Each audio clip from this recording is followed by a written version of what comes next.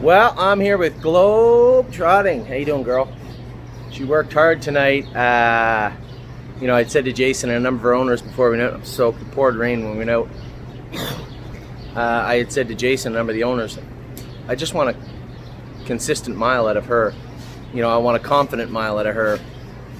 I think she was greatly improved from last week, but at the same time, still a long way to go.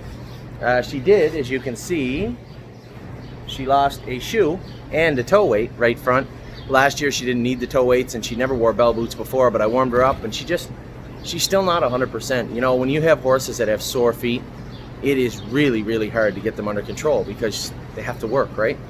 So I think hopefully we got a little time now. I'll check it out tonight. If we got a little time, I think what we can do is take all that old foot off, put on a lighter set of shoes and start from scratch, so to speak. You never have to convince her to do her work. She's a worker. So even when she's not 100%, she's still good. I told everybody, last time she raced, when she made a break, I wish we had protected her a little bit. And I wasn't coming first over. As it turned out, had I come first over, I would have been first or second tonight. But there's no way to know that horse is going to make a break. And it was just a spot I didn't want to be in.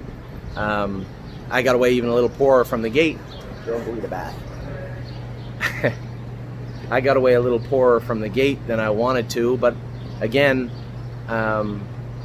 she's such a competitor. She does her work well, but I just don't want to put her in a spot to make a break. 2 breaks, then you're on the list.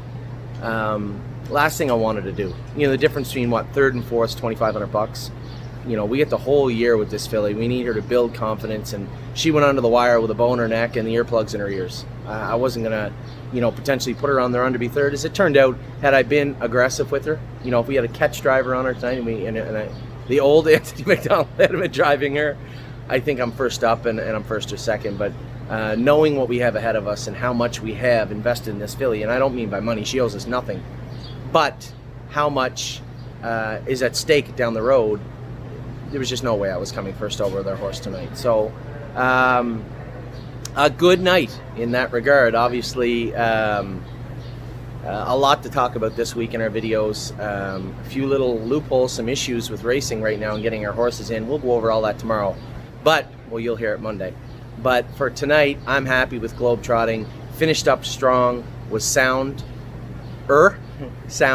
She's getting better. The fact that she lost her shoe was actually helpful because she had chipped up her foot quite a bit, and what that tells me is her feet are rather soft and they may even be a little more brittle than they should be.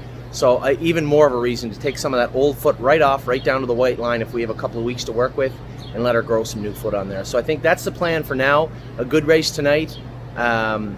Take all that old crummy foot off of her, that old foot that can come off. Take her right down to the white line, nail some shoes on her. I think we'll go with some full swedges and try and get her ready for her next start. So we're making gains. We're coming in the right direction. A good race tonight, although we might have left some money on the table. It was, I believe, necessary. So that's it for Northfield Park. We got our girl overdue mission starting tonight. She's just getting over the virus, so I don't know how she'll be. I hope the rain stays away, and I believe I even got a few catch drives. Anyway, talk to you guys soon. I hope you had a good night. It's a good night so far for us.